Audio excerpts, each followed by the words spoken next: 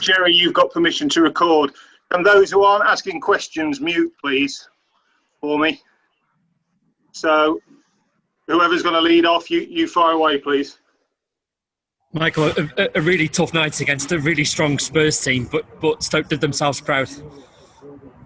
Yeah, we expected Spurs to come with a strong team, maybe not just as strong as what they started with, but they've got quality all over the pitch. The quality, obviously, in terms of what they brought off the bench as well. But I thought, second half, we took a lot of credit for our performance in the second half. Much better. First half, we're just a little bit timid, a little bit passive.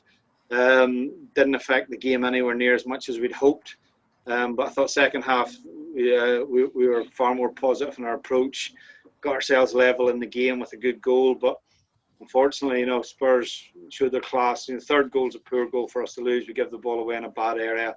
And the second goal, to be fair, we could clear the ball better. But, as I say, they showed real quality in terms of the two finishes. Frustrating those slips, considering how well you've defended against some really tough teams in this competition. Yeah, it is, and it's a learning curve. We had a difficult situation with, Andy having to come in and play. Andy Lonergan in goals, I thought he did very well. We have two young centre-backs playing in the back three tonight, in Nathan Collins and Harry Souttar.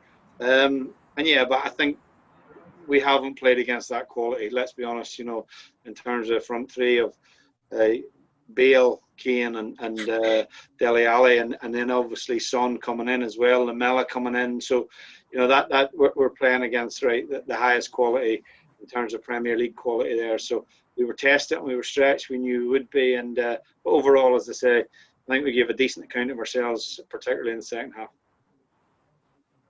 Andy Lonergan, as you mentioned, did well considering he hasn't started a game since, I think, early 2019. Did very well. I thought we put him under a little bit of unnecessary pressure in the first half by, going back to him. Spurs' press was very good. They were aggressive in terms of how they pressed, and we tended to turn down the opportunity to play the ball forward and went back to Andy and put him under pressure. So he had to kick a lot, but I made some good saves and certainly, obviously, no chance for any of the goals. You mentioned in the build-up that this is the kind of team that you want to play against more often. It's always a challenge when you play against the front four that you mentioned, but hopefully the sooner you can get Stoke back up to welcoming Spurs regularly here, the better.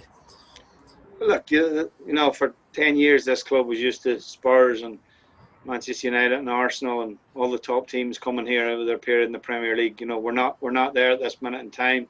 We obviously harbour ambitions to go back there.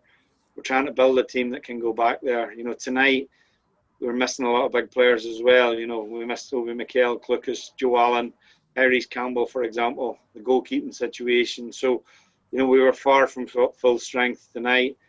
If we can get those players back in the second half of the season, possibly do a little bit of business in the transfer window, then, we can make a push, hopefully, to be in the top six at the very least and, try and get this club back to where we believe it can be. A blow to lose Morgan Fox in the first half, and perhaps that shows one area of your squad where you're quite fragile. It is, Morgan's really, I suppose, our only natural left back. Josh Timon can do a job there. James went to wing back. I thought James did well there. And but yeah, we'll just have to look at that. It's another injury that we could do without. But as I say, hopefully we might have one or two back in the equation for Saturday's game. Just looking back on this competition as a whole, you've enjoyed the experience. It's obviously given you a very busy schedule, but on the whole, it's been good for the club. Yeah, it has been. We've played some good teams. It allowed us in the early part of the season when our squad was all fit and healthy. It allowed us to make changes at that time. We were making, 9 and 10 changes for the Carabao Cup games, but we aren't in a situation where we're able to do that in this game. But what it did do, it gave us the opportunity for the likes of Harry Souttar, Nathan Collins, Josh Timon, for example, and even Tyrese in the early part of the season. And from those games, obviously, they're forced their way in our starting 11 for the league games as well. So it's been very worthwhile for us this season. And as I say, now we can devote our attention to the league and continuing to try and, maintain our position and push higher as well.